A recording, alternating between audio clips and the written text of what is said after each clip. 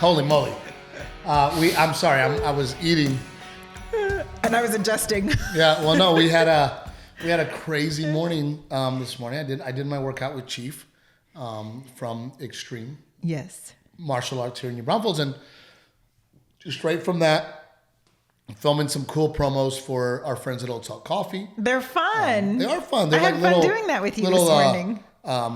Kind of Navy factoids, which is actually kind of cool. So it's like, how do you promote something that is a sponsor, that is part of your the way that you make your income without being like in your face. Old Salt Coffee. You know what I mean? I think we did a good job of making it like fun and funny. And that's what I mean. I say we, but really you. I just gave the factoid. I'm very unprepared. I forgot my something or other. I need to go get it, or we won't make it through the show. You want to see us really fight? So, Where is it? I'll go get it. It's in my backpack. Okay. So I will continue to talk. We had, oh my God, I still have a cough.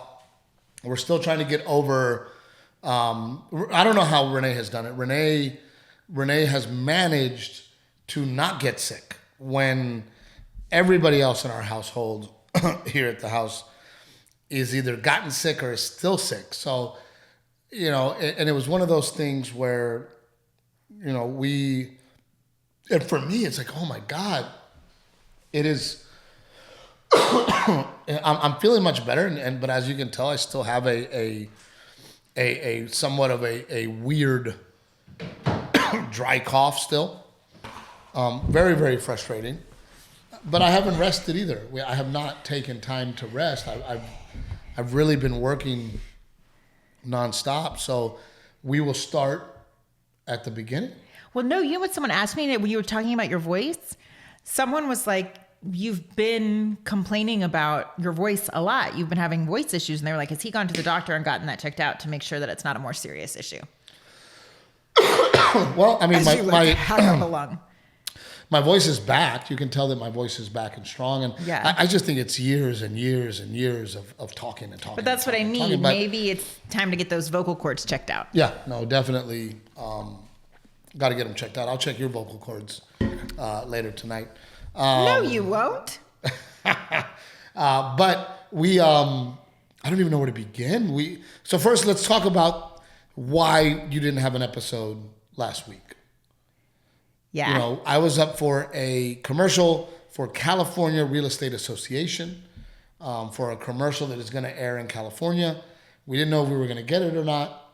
And the timing worked out so perfectly that we went to Brea, California, which by the way, wow. We took the whole family. It was Garrett's spring break. I mean, crazy sold out shows. Crazy sold out shows. Awesome, awesome, awesome. And we had to stick around. I had to stick around because we were going to do a table read on Tuesday afternoon. And then we were going to film Wednesday, Thursday. And then Friday morning, I had to get on a plane, drive across the country to go to Greensville, North Carolina. Yeah. We started to get sick. I was already on antibiotics when we got to Brea. Well, no, before we even left for Brea, I took Delilah to her pediatrician, right? Because I was like, I don't want to get on a plane with a sick kiddo and be in California and not be able to get her seen by her doctor or whatever. So I hauled butt to her pediatrician. She had an ear infection, so they gave her some meds. I was glad we went, but we were good. They were like, go, you have your meds. And it was no COVID. No COVID. No COVID. And so I had to stick around and I decided that, I didn't want to be that long without my family.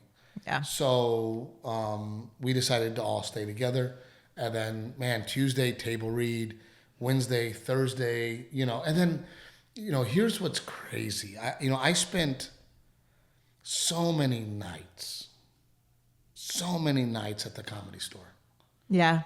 And it was a huge part of my life. The Comedy Store on the Sunset Strip? It was all my focus when I lived in LA because I didn't have a yard to cut. I didn't have really a big home to work on. So if I was home, I was at the Comedy Store. Yeah. Monday, Tuesday, Wednesday, Thursday I would tour. But I was at the Comedy Store almost every single Monday, Tuesday, Wednesday, Sunday. Well, we had lots of conversations about how that was part of your job. It's part of my job is to continue to get better and make a name for myself. And my big goal too was to have my name on the Comedy Store wall, which I'm very proud to say is. And it was just, I mean, so and trying to earn. There was times when, you know, if you get your name on the wall and you get called a paid regular, you now get to park in the parking lot, which, oh my God. Which on the Sunset Strip is a really big deal to have a designated all parking of us, spot. we would all like park on the hill because it was free up there. And then we'd have to walk down and then back up the hill at the end of the night. And that hill's no joke. Like, oh if you couldn't find a spot on the street, you were like super steep incline. And I'm just hoping to park in the damn parking lot. So I accomplished that goal, and I'm very proud to be a part of the Comedy Store world. And of course, I would do the Improv on Melrose, and I would do the Laugh Factory. Those are kind of the three big ones. You know, I would do Monday at the Laugh Factory first, and then I would go run to the Improv, do a spot there. Then I would run to the Comedy Store to finish out my night. You know, and I would do 3 shows a night, Monday, Tuesday, Wednesday, and then I would do Thursday on the road, 1 show. 2 shows Friday, 2 shows Saturday, Sunday come back and do 1 show at the Comedy Store. So, you know, I was trying to get on stage as much as possible back then. And I had not been back to the Comedy Store in over 7 years. No, it had not been 7 years. 6 or 7 years. And you know, I said, you know what? I'm in town Wednesday night. Yeah. My family's not here. I'm going to go to the Comedy Store. Yeah. You know, I haven't been there in a long time. And I think I'm just going to go and hang out. Didn't like it. Didn't miss it. And it made me realize a couple of things. Yeah. Number one, how happy I am in my life.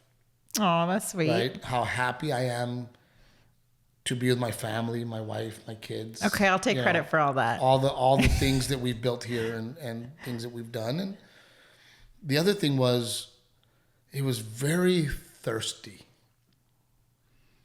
It was very... Well, yeah, babe. I mean, it was very networky. Yeah. You know, and I remember that aspect of it when I was part of it, and I remember not liking it then. Yeah. I remember going, I am here to go on stage. I am here to get better as a comedian, and I am here to prove myself. Yeah, I'm not here to make... In hindsight, you know now it's not all just about talent and being a good comedian. All that other stuff plays into it too. So it is what it's about. I do believe that talent eventually will always win. Yeah. If you stick it out, if you're talented and good. Yeah. But so much of it is the networking bullshit. You know, who do you know? Who do you hang out with?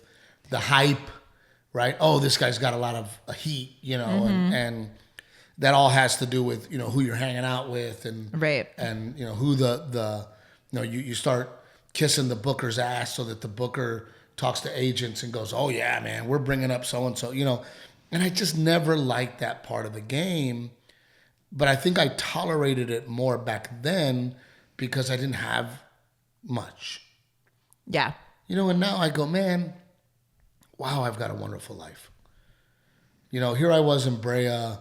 We sold out every single show at 570 tickets each. I was able to perform in front of people who love me. Yeah. And then now I'm at the Comedy Store, and it was very, you know, a lot of the young comics would come and talk to me and try to introduce themselves, and they would try to find a way to connect. Yeah. You know, oh, you know, I'm friends with your friend, or, oh, hey, you know, I just saw that you were here and I was just there, or, you know. Right. And it was a very, like, thirsty. It was very, notice me. I want to meet you.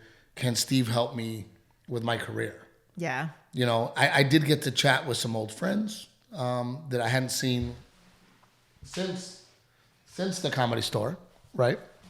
Since the Comedy Store. Ooh, I just got a good view of your butt. Oh, you're welcome. Since you're getting skinnier, your butt looks bigger. Thank you, babe. Thank you. Oh, other things look bigger too, honey. Other things look bigger too. I set you up for that one. But you know, it just, I wasn't happy there. And I thought, and the weird part is I used to think, Well, why'd you go? Like, what were you expecting? if I'm being honest, Yeah. there was a little bit of me that was like, I get to go back as the guy that now sells out clubs all over the country. Yeah. And I get to be the big brother now. I get to walk in and be like, I'm somebody. I have specials, So there was a part of me that wanted to be that guy. And when I got there, it wasn't what I thought, You just felt like the old guy. No, I didn't feel like the old guy. I just felt like there was a lot of insincerity. I feel like it's insincere. Oh. Right? I feel like people were talking to me because, maybe I can be this guy's opening act. Yeah. Can this guy help me? Yeah. It was just weird. And I didn't, and it made me really wonder, and again, not naming any names, but I remember being the young guy. And I remember the very successful comics that would hang out. Again, I'm there Monday, Tuesday, Wednesday. Yeah. Every night till 2:00 in the morning. Right. And it makes me think now about those older guys that were my age then. I would think now, I'm like, why were you there? You're successful. You sell tickets. You have money. Oh, you have baby. a wife and kids. Yeah, I hear you, but we talk about this all the time. Like, what does a stand-up do when they can't do stand-up anymore? When they can't get on stage anymore? When they can't get the laugh from the audience anymore? Like, at the core of who you people are as humans, you need that. But I get it every weekend as a headliner. Yeah. Right? And so did these guys. Yeah. So not only were they every weekend headlining shows, making crazy amounts of money in front of their fans, now they were also at the Comedy Store till 3 a.m. Monday, Tuesday, Wednesday. And all I could think about was Monday, Tuesday, Wednesday, I do not want to be at the Comedy Store till 3 a.m. Right. I want to be putting my son to bed, putting my daughter to bed, eating dinner with my family. Yeah. I want to be waking up at 6 a.m. to get Garrett's breakfast going so that I could take him to school. But you know what? Being a dad makes you really happy. Being a dad and being a family man is fulfilling for you. I love it. That's not the case for every human being. And that makes me sad. Because it's like, well, why did you get married? And why did you have kids? If you were going to choose to be at the comedy club till 3 a.m. Monday, Tuesday, Wednesday, and then go on the road Thursday, Friday, Saturday.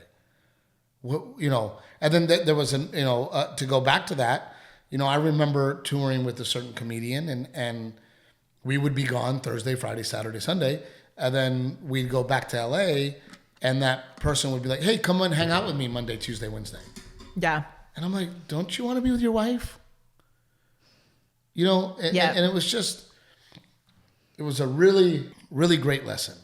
And I'm actually interested to hear, because Rick's listening right now, what Rick's thoughts are on what I'm talking about. Because Rick, you're such a comedy nerd, and I feel like how do you feel about what I'm talking about?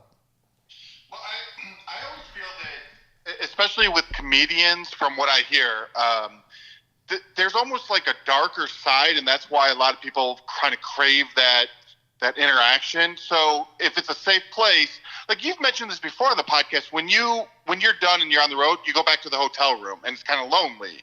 So I kind of get why people are there and hanging out and stuff, and plus the atmosphere and the vibe.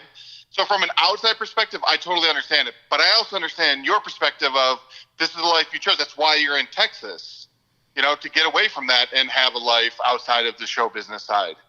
No, absolutely, 1,000%. And now the cool thing that came out of being there on Wednesday, Chris Rock was on stage working his Oscar jokes. Yeah. So which comics do that. They'll go to the Comedy Store, right? Like you. But again, you don't see Chris Rock at the Comedy Store unless he's working on a new tour, a Tonight Show appearance, the Oscars. Right. Right. Then you start seeing him come in, several weeks before to try out his jokes. To try out the jokes, right? And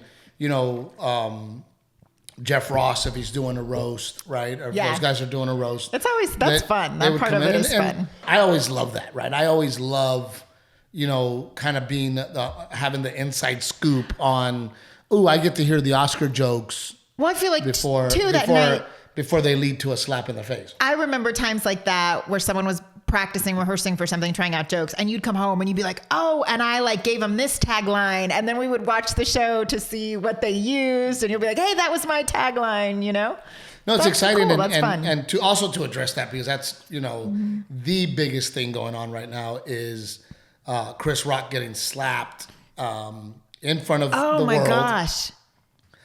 My theory on it is that it was a publicity stunt. None of it makes any sense to me. Yeah. If it was not a publicity stunt, it is not okay that this man was able to, not Will Smith, but a man, doesn't matter, just a person, was able to walk on stage, slap a comedian in the face, and then sit back down and have zero repercussions. Well, it seems like that's the reverberations. That's what the comedy community is talking about is now, how are we safe on stage? And a lot of people are going, well, good for Will for sticking up for his wife. And it's like, no. I don't ever want you to do anything like that for me. No. These are words. They were not physical. Chris Rock did not assault your wife. Chris Rock did not physically go after your wife. It's a joke. He said a joke. Was the joke great? In my opinion, no. But he said a Matter joke. of opinion. I also don't think it was a very brutal joke. It was just a joke regarding her hair. Then, of course, it turned into, well, she has hair issues and she's this and that. Doesn't matter. Yeah. You do not have the right to walk on stage and strike somebody. And then what's even crazier to me is that person then sat back down in the audience and continued to watch the show with zero repercussions. There was no security. Nobody escorted him out. And that's part of the reason I believe that is a publicity stunt. Because otherwise, how do you not get escorted out? I know. Someone said, and is anyone like, it doesn't seem like anyone went to check on Chris Rock. Like, was anyone concerned about Chris Rock's safety or No, not only Chris, mental health after being attacked on stage? not even Chris Rock's safety, everybody thereafter. So you're telling me that this man walked on stage, hit a performer, sat back down. Right. How do we know he's not going to go slap someone else in the audience? He's not going to get up and slap somebody else? When someone says, hey, maybe you shouldn't have We're done not that. going to put security next to him? Yeah. And then the other thing that bothered me too is, what a bully move. Had The Rock made that joke, is Will Smith getting up and slapping him? Oh, I don't know. I didn't think about that. Right? If Oh. I mean, think about that for a second. Yeah. Chris Rock is all of 135 pounds. Yeah. All of 135 pounds. Skinny dude, obviously not a fighter, right? And I'm not saying Will Smith is a fighter, but Will Smith was... He did play Muhammad Ali. Yeah, he played Muhammad Ali and has had some real training. Yeah. If Joe Rogan is the host of the Oscars, is Will Smith slapping? Joe Rogan would have responded very differently, I believe. That's my point. It's such a bully, mean move. And again, had Will Smith sat there and said, not cool from the audience, not cool. That hurt my wife's feelings. That to me would have been such a Makes more of a effective statement. Yeah, than for getting sure. out of your seat and slapping a fellow performer in the face. It's just turned into a spectacle. And that's why I think it was a publicity stunt. Because now all of a sudden nobody's pressing charges. Everybody's apologizing. Will Smith never left the deal. Nobody stopped him. Nobody questioned why he was walking on stage. Because I'm going to tell you right now, honey, if me and you are sitting at the Oscars and I get up to start walking on stage, are you not going to react? Are you not going to be like, whoa, what are you doing? You're not supposed to be on stage right now. Yeah. Nobody reacts. I don't know. It's all a bit fishy to me. But at the end of the day, the Oscars got what they wanted. Well, we've been talking about how like Oscar ratings have tanked, and and now everyone is talking about the Oscars, which we are. But this morning on the news, I did hear that it is still the second lowest Oscar ratings in the Oscars history. But it did go up 56% after the slap. Which is significant. So that's a big deal. Yeah. Right. So that was cool that I did get to see Chris Rock do the work thing. On his jokes. And then, for me, for the commercial, and I don't know if it's a TV commercial or it's like these little kind of vignettes that they're going to put on social media. Right. I don't know what they are, but I have to be honest. And I've never really pursued, commercials. The times that I did go on auditions were very sad to me because it was always... But it was always TV stuff. It was always TV stuff, but it was always the stereotype. Yeah. It was always accent, Mexican, and it was very discouraging. So after a while, I said, you know what? I'm not going to focus on TV anymore. I'm going to focus on my stand-up. Yeah. And if I can make a living doing stand-up, that's what I'm going to do because I'm tired of being stereotyped. I'm tired of the bullshit, right? Yeah. So when I got this part, I didn't have to audition. They were like, we want Steve. Steve knows a lot about real estate. We think he's funny. Yeah. We'd love to have him, right? So I was a little concerned about, oh man, I've never really done this before. Am I going to be okay? Yeah. And I got to say, I kicked ass.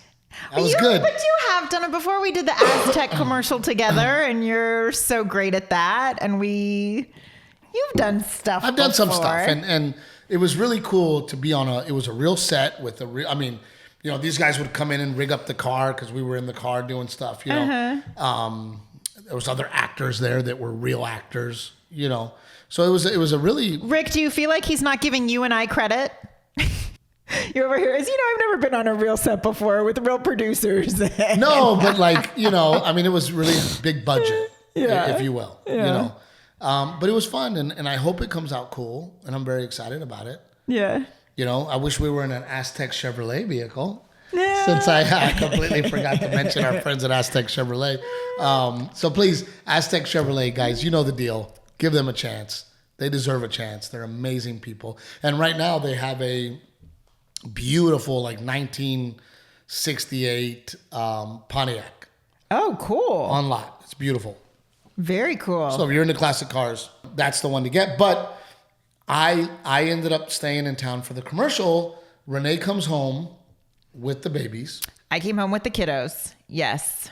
Poor Garrett doesn't even make it through his first day back at school. Diarrhea. Throwing up. Apparently down here there's a crazy stomach virus going around. So Miss Betty gets sick. Miss Betty's sick too.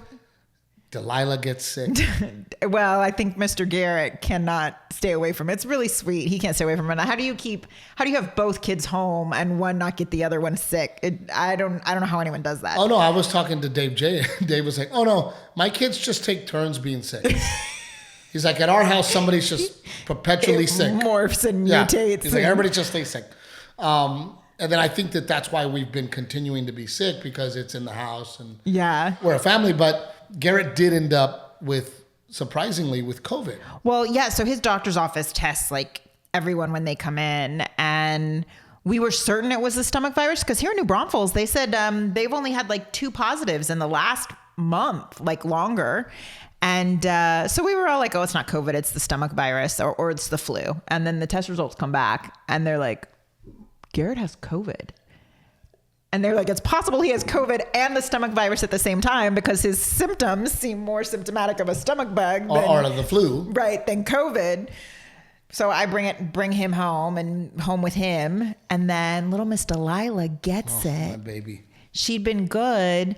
And I figure, look, you and I have had COVID a couple of times. I figure we've got our immunity and that she must have, because of my close exposure to her, she must have had it at some point, but maybe she's never had it because this time it took her down. I don't know how you managed not to get sick. I'm telling you, I think I have super immunity because I've had it so many times. I don't even know how you did it. But she ended up with 105 fever. Oh, my baby. In the middle of the night. And I do have to say that most of the time when you're like, it's hard and it's hard and it's hard. Most of the time I'm like, dude, get over it. Like, get over it. We have a great life. You have Miss Betty. Like, stop. But this time. Well, no, I think Garrett There was changed. no Miss Betty. Garrett changed underwear 5 times in one day. There was throw up all over the rug. Like, the only blessing is that they were not sick. Well, I shouldn't say the only blessing, but thank God they weren't sick at the same time, babe. Oh my gosh. I'm on the road. I'm filming this commercial. You got Garrett sick. You got Delilah sick. You have zero help. No husband. No help from Miss Betty. And I mean, you are like up at night. Garrett can't sleep. Delilah can't sleep. I mean, for the first time in a long time, I was like, You felt bad for me. I felt so bad for you, pretty girl. And I go, man, God, but I was really proud of you. And I know that sounds weird to tell a spouse, but I was really proud of you. Like that I didn't bitch and complain. No, you were so tough and you were so tough and so positive. And you really had this attitude of, we just got to get through it. I just felt bad because I knew you're not usually gone that long. You go, you come home. You go, you come home. Dude, to be gone that long. And it was already a long time for you to be gone. And I knew you were not happy about it. And you were really miserable over it. And then this happened and it's like, I can't make it any better. And it just sucked, man. And the sad part about it all, and I noticed that when I miss you guys, I drink more. Yeah. You know, and normally I'm like, man, I get into town, I have a drink on Friday, I don't drink on Saturday, and I'm coming home, right? Yeah. I don't drink Thursday, I have a few drinks on Friday, I don't go overboard, and I'm coming home. Yeah. But man, because I missed you, it was like, I'm having a drink on Friday. Okay, I'm having a drink on Saturday because I don't get to go home until, you know. And there was no casino. No casino. No casino. But, and I hadn't done this in so long, man. And it was weird because, you know, did we have a great time doing shows at the Comedy Zone in Greensville, North Carolina? Uh-huh. It just wasn't as busy as I would have liked. Yeah. You know, we were competing with the Sweet 16, or the 8. Yeah. You know, North Carolina was in the in the tournament trying to go to Final Four and Well, it's the first time you've been to that market, and that's tough because you don't know what to expect. It's I like, don't know what to one, expect. do we have the fans there? 2, you've never been to that venue. Is it going to be a nice venue? Is it in a good neighborhood? Do people want to go to that club? Like, there's so many unknowns when you go to a place for the first time. Yeah, and the staff was fantastic. Had a great time. Yeah. You know, the sound was great. Had a good stage. You know, that we had a lot of great people that came out to watch us. And what was crazy was because it wasn't your normal zoo as it is, there was a birthday girl there. And she came to the second show on Friday. And she had brought several couples with her. And oh my God, she was just over the moon fan. You know, just super excited to meet me. And you know, all her friends were like, oh my God, she's your biggest fan. And she just adores you and loves you. And she loves Renae and wants to meet her, you know. So afterwards, they were kind of lingering around. And I said, well, let's take that picture together. And again, I always try to make things special for people. And I said, you know what, let's do it on stage, right? So we get on stage and all of a sudden, you know, the other guys are asking me about Helicopters for Heroes, and you know, we start chatting it up, we start talking, and right next to my hotel was a pool hall. And since there wasn't a casino, I thought, hey, us guys will go, literally next door, us guys will go and shoot pool and play darts and have a drink. Yeah. Right? So I don't know why, but I was like, you guys should come. It's your birthday. Why don't you guys come, right? Yeah. And because I didn't rent a car, I was going to Uber, but I'm like, hey, Give me a ride. you guys give me a ride. So she's in the back, like freaking out, like, oh my God, Steve Trevino's in the car with me. And so, you know, she's taking pictures, like, oh my God. And that is always so weird to me. And you know, before when I was selling 0 tickets and nobody gave a shit, I was always in somebody's car, getting a ride to a bar, you know. And now I'm so much more protective of. I was gonna say they could have kidnapped you. She could have taken you home with her. Well, that and you know, I worry about, you know, saying something that might offend them, that hurts their feelings. You know, I just try to stay away.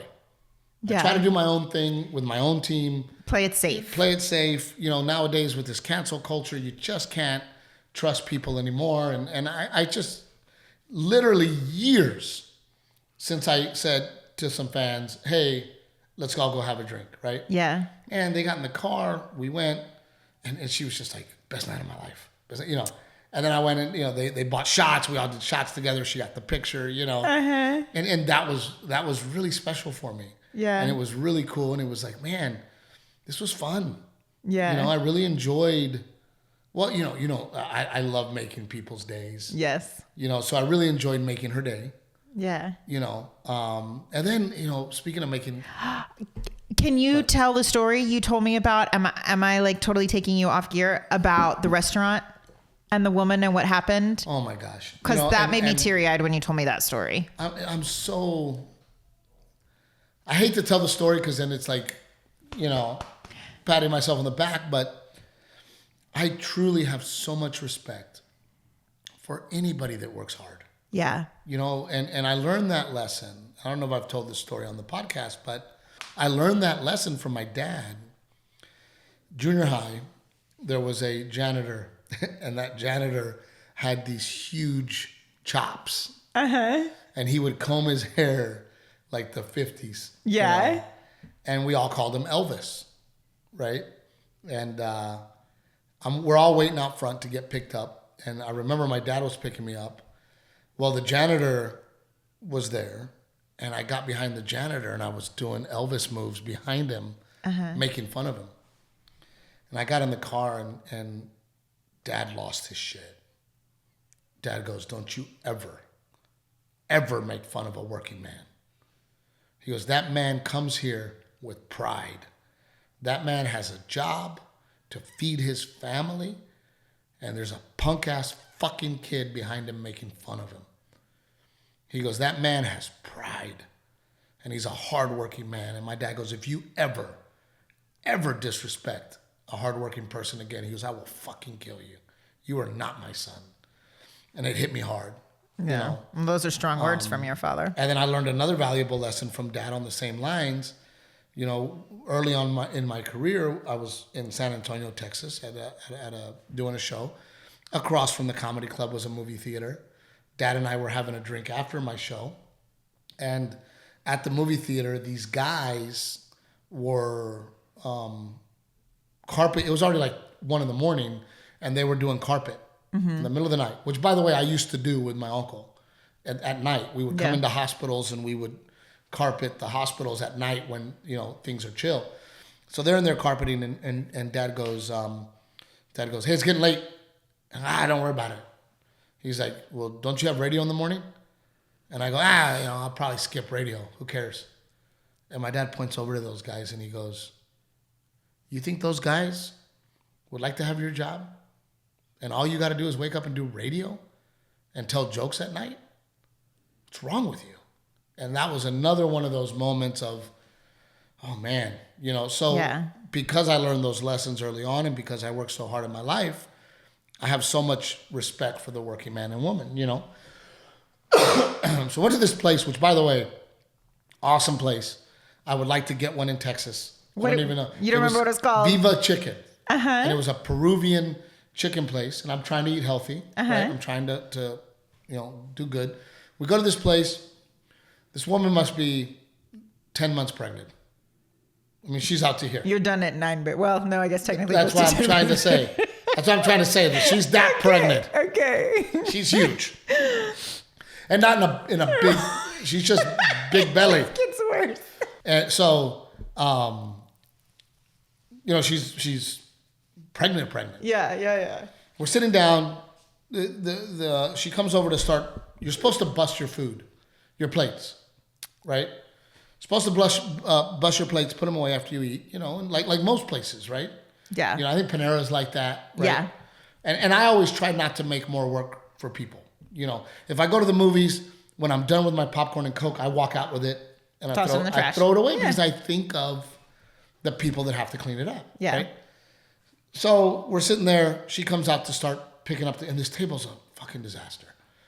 You know, they had put in 4 or 5 tables together. There was shit everywhere. paper everywhere, rice on the floor. I mean, just the complete disaster. Kind of the way it looks after Delilah eats someplace. Yes, but times 10. So this woman starts cleaning up and pregnant, starts picking all the stuff up. She's not happy about it. She's kind of annoyed, right? Yeah. And she goes, God, some people, just some people. Well, she had no idea that some of the people that were at that table were there. Yeah. So they overheard her saying that. And she was like, what the fuck did you say to me? And she was like, some people. And she was, well, that's my table. And she was, well, yeah, you should clean up. This is not we don't have waitresses. Like, yeah. You should have cleaned up. She goes, you know what? Clean this shit up. And she takes her arm and she just throws it on the floor and leaves. Now this pregnant woman's on her hands and knees.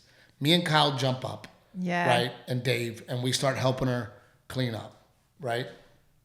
We help her clean up. I mean, other people are like, oh my God, like what just happened, right? Yeah. So I had some money in my pocket and she was now at the register. I had finished eating and I walked up to her and I said, here's a $100 bill. I said, you have so much patience and you're such a hard worker. I said, Merry Christmas. And she just had this look on her face like, are you serious? Are you serious? Really? And I'm like, yes, really. Merry Christmas. Yeah. You're a hard worker. And the whole line claps. Like the whole day, like they're like, hey man, that was nice. That was very nice of you, But I just felt like sometimes you just give that little blessing to somebody that or to remind people, hey, not everyone's an asshole. Like that and yes, and hey, people notice. Yeah. And you are appreciative. But here she is pregnant, working her ass off, and this person treated her like complete shit. Yeah. And it's like, come on. Yeah.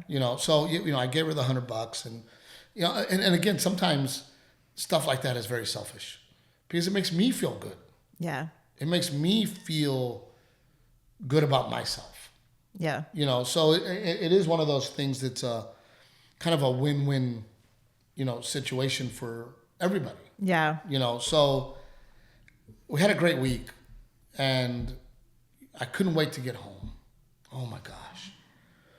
Being away from you guys for that long, just, man, I don't know if I'll do it again. Yeah. It was hard, Renae. Like I just wanted to be home. And then it's so frustrating to be on the road and you're over here really suffering, man. I mean, you really had a hard time. It just got scary with Delilah. With Garrett, it was like there's throw up and whatever, but like it got scary with Delilah. And I was like, now I'm going to have to go. I thought I was going to have to take her to the hospital, go to the hospital with the baby and my kid who's got COVID in tow, Well, and I mean, like I said, not only was I proud of you, I was proud of us. Really proud of us. Yeah. We really had the attitude of let's just get through it. Yeah. We're doing what we got to do. Let's get through it. Well, at first it started off really nice. I was like, okay, we had to quarantine through the weekend, and I was like, that's okay. The kids and I, there's no pressure to get dressed and go anywhere or take the kids out for an activity. Like we're just going to be home and chill, quiet family time. No one's coming to visit. Like I thought this is going to be great. All right. And then I did want to mention, I think last week or 2 weeks ago, I mentioned that one woman that she sent a message saying that we're like raccoons, me and you, how we're always getting into mischief, Well, she was just a darling. Yeah. And she came to the show and she brought a little gift. Uh-huh. And I promised her that I would put them in the podcast studio, but Kyle has them in the merch bag. So are you going to tell me what they are? Or do I have to wait and see them? Well, she was so sweet. She brought me a perfect sized bottle of Crown Royal. Because remember I said, don't stop bringing Crown Royal. But she brought 3 gifts, one for Delilah, one for Garrett, and a little raccoon for us. Oh, we definitely have to put it in here. Yeah. And then I did get another challenge coin for my beautiful collection here. So all in all, really productive week. Yeah. And it was awesome. And I'm just, I will go back to North Carolina. Yeah. The people were really nice. And the town really, it reminded me of New Braunfels. Yeah. Really special place. Very clean. They had all the things you need without being a huge city. Yeah. You know, traffic was, it was a town. It was a nice town. Yeah. You know, and like I said, the comedy club was great. And again, I tripped out because I'm doing the show and I like to take care of everybody, right? I take care of the staff. I take care of the cooks, you know, and I always want to make sure that I tell the cooks, thank you. I want to meet them. I want to shake their hands because a lot of times, and the cooks will tell you, they're like, we can't believe you're talking to us.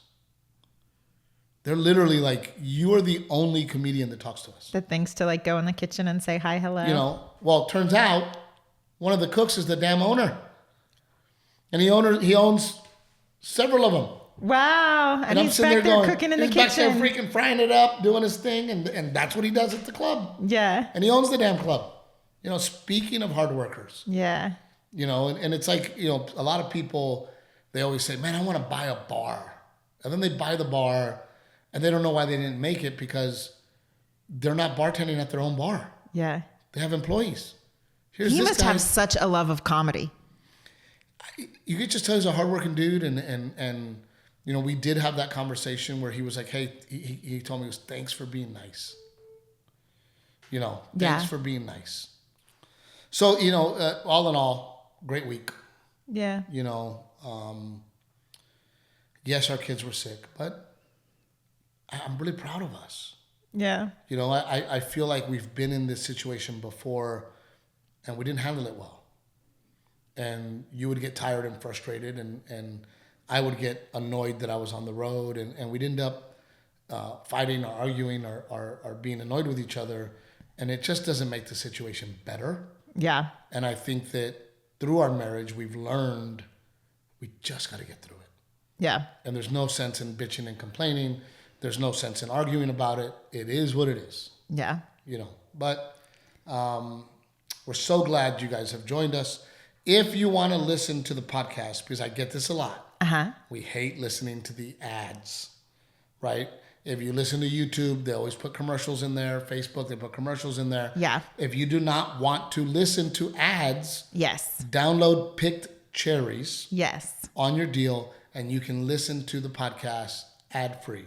Yes. And you will be really helping us out if you download Picked Well, and the Cherries. cool thing is, you know, we're still trying to grow this thing. And the cool thing about Pick Cherries is you can chunk out your favorite little clip and share it with your friends so that can more pick people your can cherry. know about us. Yep. So that is our episode. Thank you for joining us. We missed you guys desperately last week. And again, sometimes Renae and I are like, oh God, we got a podcast. But like working out, once we're podcasting, we're so happy we're here. and you know, we missed it. We missed each other. Yeah. So we're happy to be back. Again, guys, thank you so much. We love you so very much. But please comment, share, rate our podcast because we really want this to grow into something really special. Thanks, guys.